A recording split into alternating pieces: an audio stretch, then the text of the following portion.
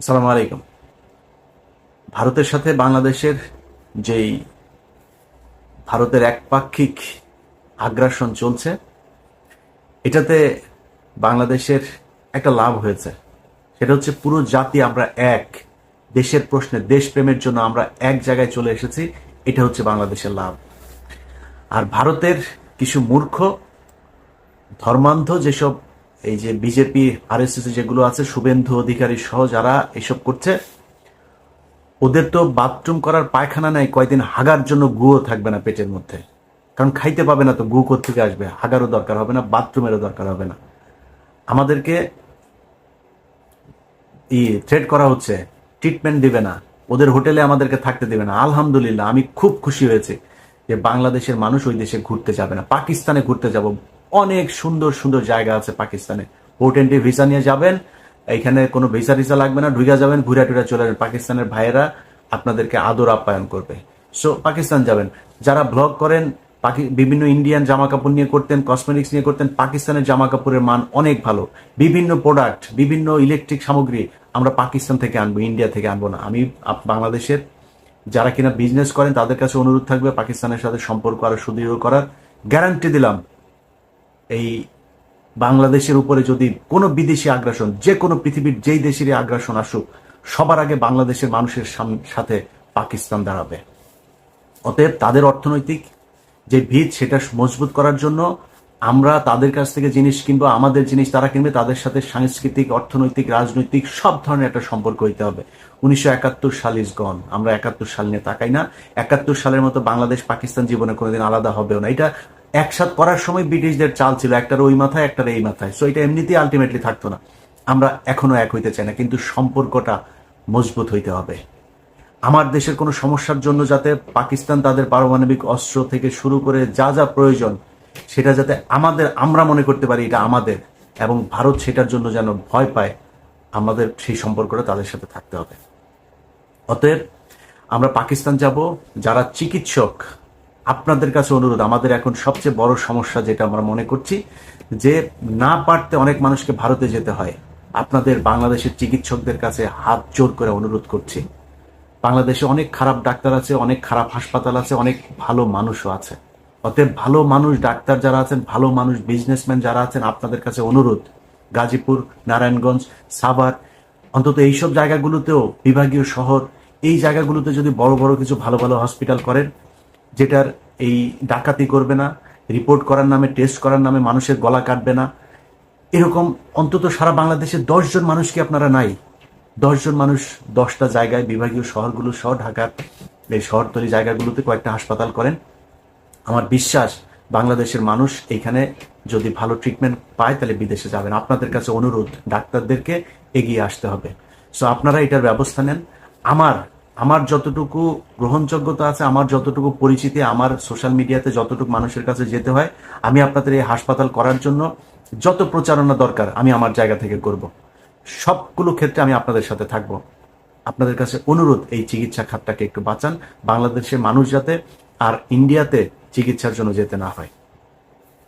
অতএব আমরা যেই অবস্থাটা দেখছি, এটাতে আমার বিশ্বাস ভারতের এখনো ক্ষতি হচ্ছে, সামনেও ক্ষতি হবে। কারণ আমাদের ভেতরে যে দেশপ্রেম, যে ভারত বিরোধী আমাদের যেই মানুষের ভেতরে একটা সেন্টিমেন্ট তৈরি হয়েছে, সেটাকে তারা আরো পোক্ত মজবুত করছে, শুধু একটা দল ছাড়া, সেটা হচ্ছে এ আওয়ামী লীগ। অতএব ওদের ওদের বাপের জন্ম হয়েছিল অবৈধভাবে, ওর বাপের ইয়ে হচ্ছে ইন্ডিয়ানরা, আর ওদের ভিতরে রক্তটাও ঢুকে আছে। ওইটা যত আওয়ামী লীগ যারা করে সবগুলি হচ্ছে গিয়া ওদের এই রক্ত হচ্ছে গিয়া, মানে ওরা সব জাউরা। এই জাউরাদেরকে কোনোদিন আপনি পাবেন না। এখনো পর্যন্ত তেনা পেঁচায়া পুচায়া ওদের গ্রুপগুলোতে, আমার আগের প্রোগ্রামটা করেছি না, সেখানে আমি তো ওদের গ্রুপের মধ্যে ছিলাম। সেখানে ওদের কাজ হচ্ছে বিভিন্ন ধরনের আপনার করা, এই যে বানানো, কি বলে, রিপোর্ট, এগুলোরে ওরা এই এই আমেরিকাতে, তারপর ইউরোপের বিভিন্ন দেশের বিভিন্ন গোয়েন্দা সংস্থার কাছে ওরা এগুলো পাঠাচ্ছে। সেখান থেকে নিজম মজুমদার ওগুলি ইমেল অ্যাড্রেস দেয়, এই ইমেল অ্যাড্রেসে এইটা লিখে লিখে পাঠান, এইভাবে লিখে দিচ্ছে। তো লিখে তারপরে কি দিচ্ছে, যে বাংলাদেশে হিন্দুদেরকে অনেক, আজকে 30 জনকে ধর্ষণ করেছে, কালকে 40 জনের বাড়িঘর ভাঙচুর করেছে, আজকে অমুক জনের ছবি দেয়, হিন্দু একজনের ছবি দেয়, ধুতি টুতি পরা, এদেরকে এইভাবে আজকে ইন্ডিয়া পার হয়ে যেতে করছে। তো অন্যান্য দেশের গোয়েন্দা সংস্থা তারা তো আর মানে কচু খায় না, তাই না? তারা তো জানে, তারা তো তথ্য নিবে, তারা তদন্ত করবে, করে দেখবে না এগুলো কি হচ্ছে, এগুলো করছে। আমি বাংলাদেশের হিন্দুদের কাছে অনুরোধ করব, হিন্দুরা আসলে, আপনাদেরকে কোনো কিছু চাপ দিয়ে বলানো হচ্ছে না, আসলে আপনারা হিন্দুরা কেমন আছেন? আপনাদের উপরে আমাদের মুসলমানদের ধর্মীয় কারণে আসলেই কি আপনাদেরকে টর্চার করা হয়? আমি ইলিয়াস বললাম, যদি করা হয় প্লিজ আমাকে বলবেন, আমি আপনাকে লাইভে নিয়ে আসবো, সারা বাংলাদেশের মুসলমানদের কাছে বিচার চাইবে একজন হিন্দুকে কেন এভাবে টর্চার করা হয়।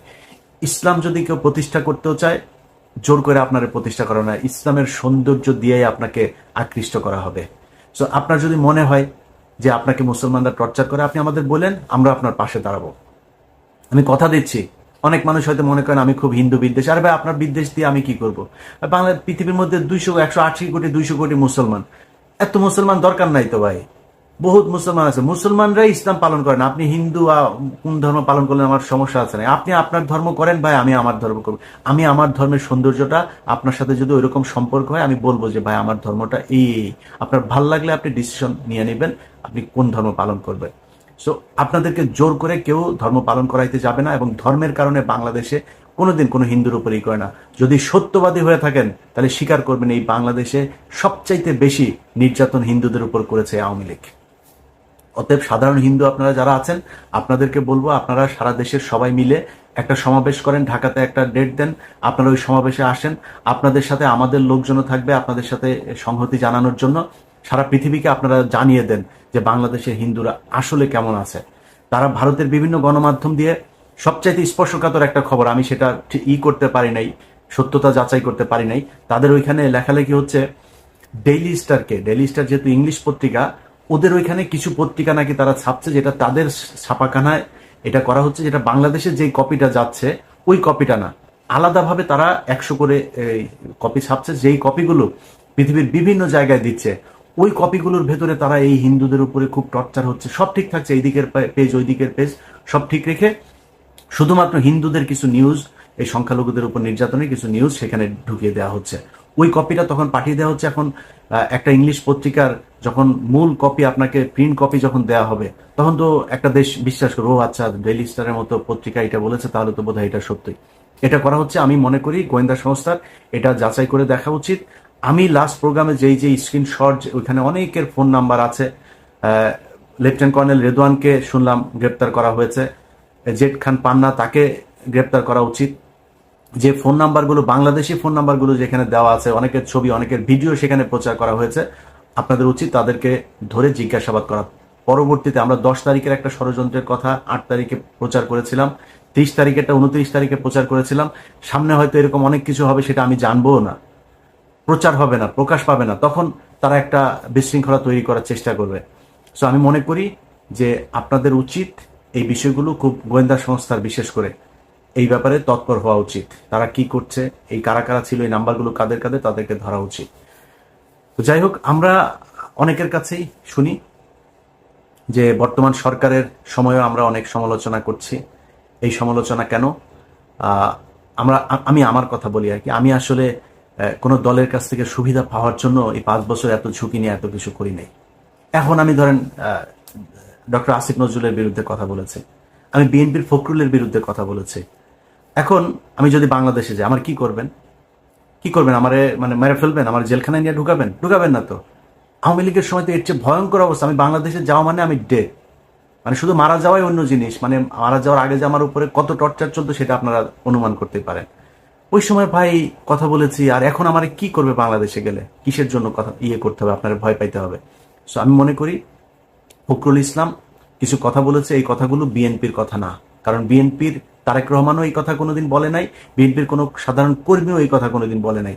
সো এই মির্জা ফখরুল ইসলাম আলমগীরের অনেক কথাবার্তা, এগুলোকে ঠিক করতে হবে। ইসকনের ব্যাপারে, ইসকন নামটা মুখে আনতে আপনার মির্জা ফখরুলের মনে হয় লজ্জা লাগছিল, তার খালি মায়া লাগে আওয়ামী লীগের জন্য। বিএনপির কর্মীদের উপরেও সে চড়াও হয়, বিএনপির কর্মীরা একটু স্লোগান দিলে সে স্টেজে খেপে যায়, তার সাথে কেউ একজন দেখা করতে গেলে সে খেপে যায়।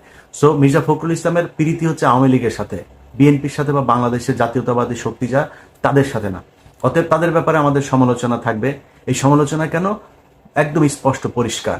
কেউ যদি প্রথম আলোকে বাঁচাইতে আসে, কেউ যদি ইসকনকে বাঁচাইতে আসে, কেউ যদি আওয়ামী লীগকে বাঁচাইতে আসে, সেটা করতে দেওয়া হবে না। অনেকে মনে করতে পারেন যে ভাই বিএনপির সমস্যা না হইলে আমার সমস্যা কি? আমার ব্যক্তিগত সমস্যাও আছে। এই বাংলাদেশে যদি নাকি আওয়ামী লীগ আবার ফিরে আসে, তাহলে মির্জা ফখরুল ইসলামের আগে আমার বাড়িতে ভাঙচুর করতে যায়, আমার পরিবারের মানুষের উপরে নির্যাতন হবে, এটা আমার মাথায় আছে। সো আমার সমস্যাটা মির্জা ফখরুলের চাইতেও বড় সমস্যা। মির্জা ফখরুলের মতো এরকম নাম ধরে ধরে বিএনপির বলতে পারি যারা আওয়ামী লীগের কাছ থেকে এই সরকারের 15 বছর টানা টাকা নিয়েছে। অনেক নেতা আছে যারা মুখ পুষা ফেলে এখন, যে বিদেশে বসা, আমরা বলে কি বলে ব্লগার, আমরা ব্লগার, আমরা হচ্ছে গিয়ে আপনার খায়া দেয়া কাজ নাই, আমরা নাকি করি। তাদের ব্যবসাপাতি সবকিছু ঠিক ছিল, এইসব ব্যবসাপাতি কিছুই হয়নি, তাদের ব্যাংক ছিল, ব্যাংকও কিছু হয় নাই। সো এত পুষা ফেলেন না ভাই, আপনাদের বিরুদ্ধে আমরা কথা বলি নাই, বলতেও চাই নাই। আপনারা বিএনপি করতেন, এইটুকুই যথেষ্ট। বাংলাদেশে যে অবস্থা ছিল, আপনাদের ডেডিকেশন আছে। মির্জা ফখরুলও মনে করেন যে বিএনপি যে অন্তত করতো, এইটাও সমস্যা, এইটুকুর প্রতি রেসপেক্ট তাদেরকে দেখাই, যে কারণে অনেক কিছু বলি না। বিএনপি নিয়ে যদি অনুসন্ধান শুরু করি না, তাহলে মুখ দেখাইতে পারবেন না, অনেক সমস্যায় পড়বেন। অতএব আমাদের ব্যাপারে কথাবার্তা বলতে গেলে না, একটু মুখে লাগাম টেনে তারপর কথা বলতে হবে। এই দেশে আপনাদের পাশে কোনো মিডিয়া ছিল না, আমরা ছিলাম। যাদেরকে এখন ব্লগার বলেন না, এই ব্যক্তিরা ছিল আপনাদের পাশে। খুব হিসাব করে কথা বলতে হবে। আমরা টাকা পয়সা নিলে না, বিএনপির কাছ থেকে না। এখানে এতদিনে 3-4টা মিলিয়ন মিলিয়ন ডলারের বাড়ি থাকতে, আওয়ামী লীগের সময়ে এইসব অফার আমাদের ছিল, আমরা সেগুলোতে যাইনি। অতএব আমাদের এত সহজে কিনা ফেলতেও চায় না, বিক্রি করে দিতেও চায় না।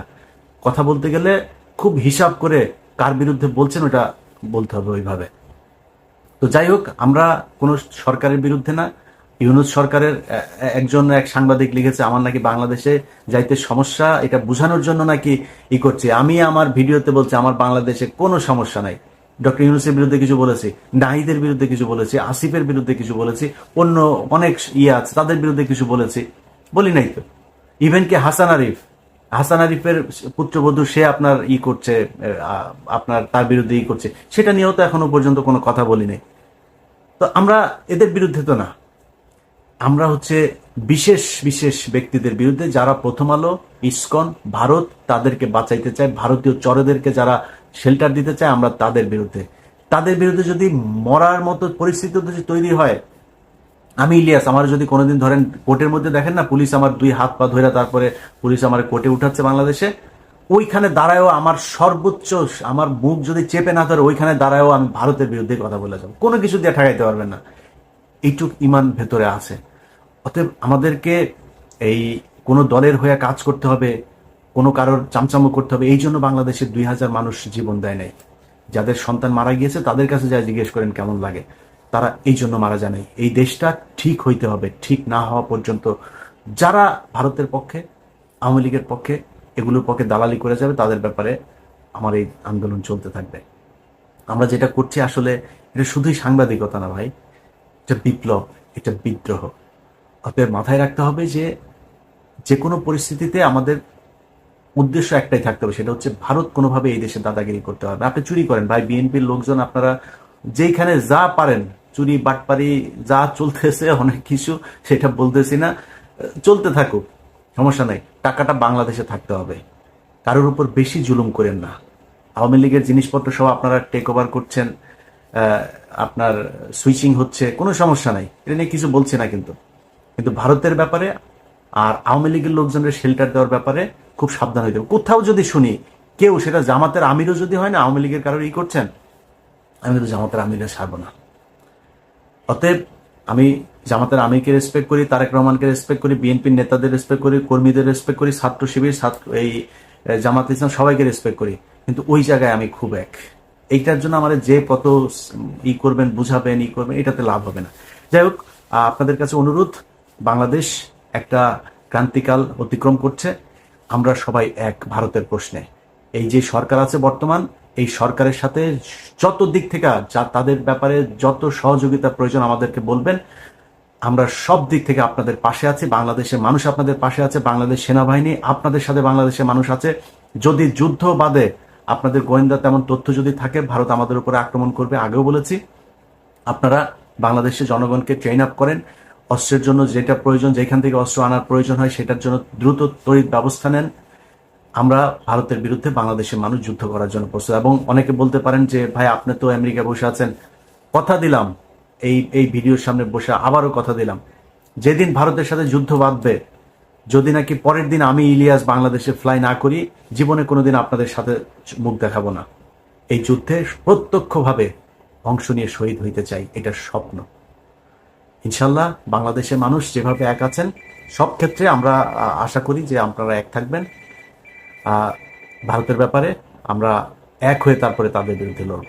সবাই ভালো থাকবেন। আল্লাহ হাফেজ।